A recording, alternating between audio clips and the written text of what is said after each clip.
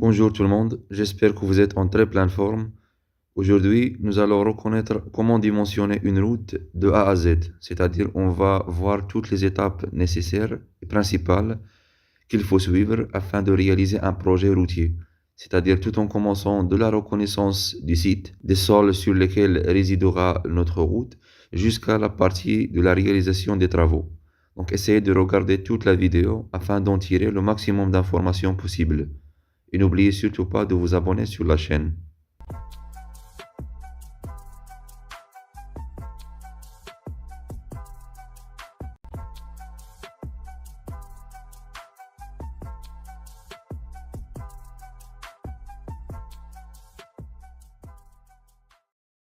Pour la construction d'une route, on est face à deux situations possibles. Soit qu'il s'agit d'une piste déjà existante, ou bien d'un terrain qui ne contient pas de traces d'un certain passage ou bien d'une certaine piste qu'on peut plus ou moins suivre. Dans ces deux situations, lorsqu'il s'agit d'une piste existante, l'axe de la route il est soit à rectifier si nécessaire, soit à laisser tel qu'il est. Par contre, lorsqu'il s'agit d'un terrain nu, donc ici un choix de l'axe de la route, il doit être optimal, il doit être bien sûr économique.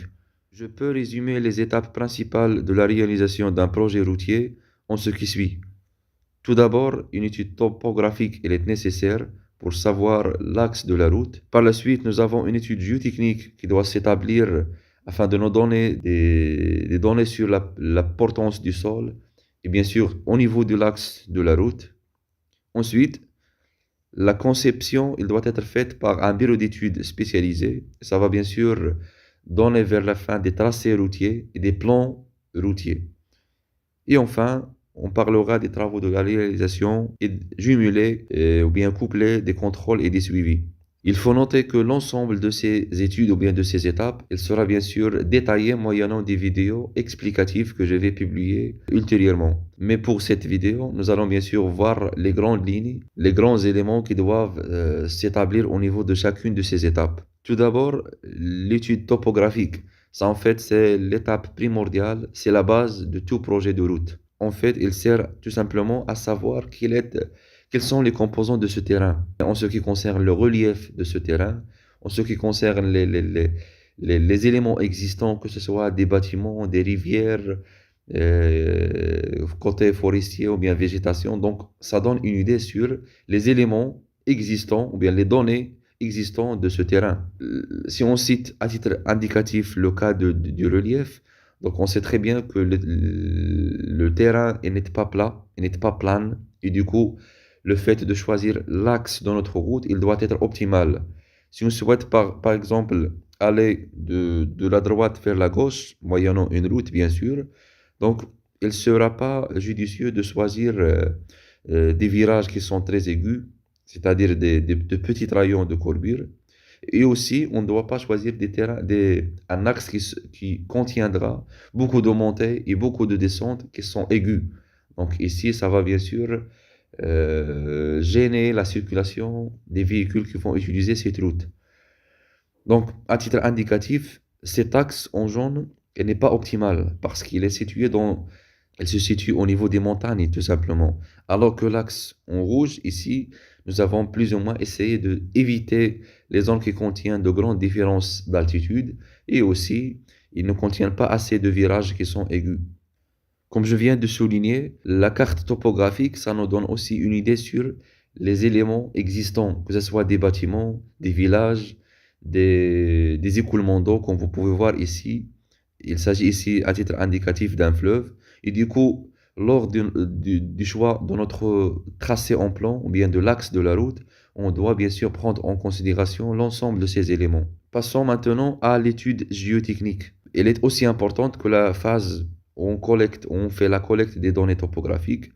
Sauf qu'ici, bien sûr, une fois nous avons déterminé l'axe de notre route, il est nécessaire de réaliser une reconnaissance sur site, c'est-à-dire un ensemble de prélèvements, un ensemble de sondages. Normalement, la norme, il dit que à raison de chaque 100 mètres linéaires, il faut installer un sondage ayant une profondeur d'au moins 3 mètres au-dessous du niveau sur lequel sera construite la route. C'est-à-dire, il sera judicieux de ne pas procéder à l'étape de la mise en place des sondages géotechniques que lorsque les terrassements ils sont réalisés. C'est-à-dire, on ne va pas faire des sondages dans des niveaux ou bien dans des zones qui seront par la suite déblayées sur de grandes hauteurs. D'accord?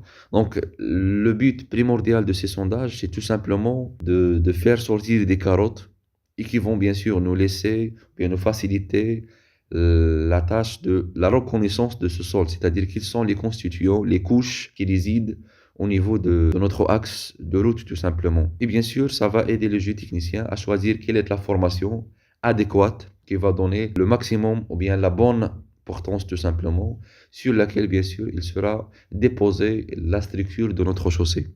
Le but principal d'après l'étude géotechnique, c'est tout simplement de déterminer la portance de sol, c'est-à-dire lorsque nous avons choisi une certaine catégorie de sol ou bien une certaine couche de sol qui va bien sûr être l'assise de notre chaussée, il faut savoir quel est le maximum de charge qu'il peut supporter.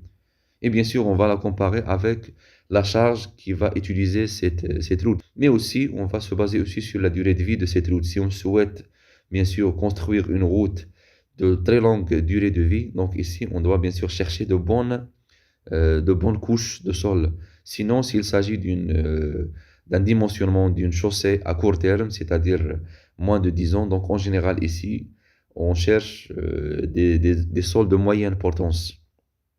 Et bien sûr, lorsqu'on va savoir quelle est l'importance de ce sol, ça va bien sûr nous permettre de choisir ou bien d'affecter les épaisseurs et ainsi les matériaux au droit de la structure de chaussée.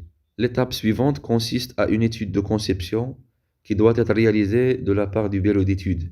Ici, on parlera des tracés routiers, principalement lorsqu'on parle de la route brute, c'est-à-dire des tracés en plan ou bien des vues de haut, des profils en long ou bien des tracés longitudinales. Comme on peut parler bien sûr de ce qui est un profil transversal ou bien comme on l'appelle profil en travers. Donc ces tracés en général, ils ne sont pas réalisés de manière manuelle par les bureaux d'études. Par contre, il y a un ensemble de logiciels qui peuvent aider à cet égard. J'en cite principalement Piste 5, Autopiste, AutoCAD, Covadis, Civil 3D et Global Mapper.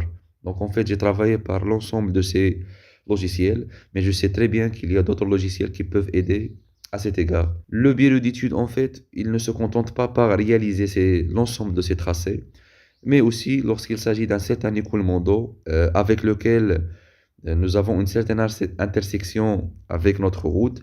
Et du coup, le bureau d'études est censé dimensionner les ouvrages appelés des ouvrages hydrauliques principalement, qui vont garantir à la fois le passage de notre route, mais aussi la continuité de l'écoulement de l'eau déjà existant. Donc, soit qu'il s'agira des ouvrages hydrauliques tels que les dallots, ou bien les buses, ou bien même parfois des radiers, mais parfois, il est nécessaire de procéder moyennant des ouvrages d'art, si vous voulez.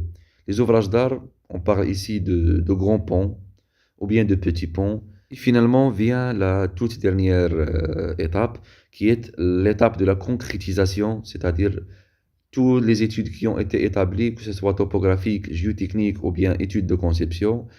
L'étape des travaux, ou bien l'étape de la réalisation, c'est le fait de mettre toutes ces études en place, en réalité.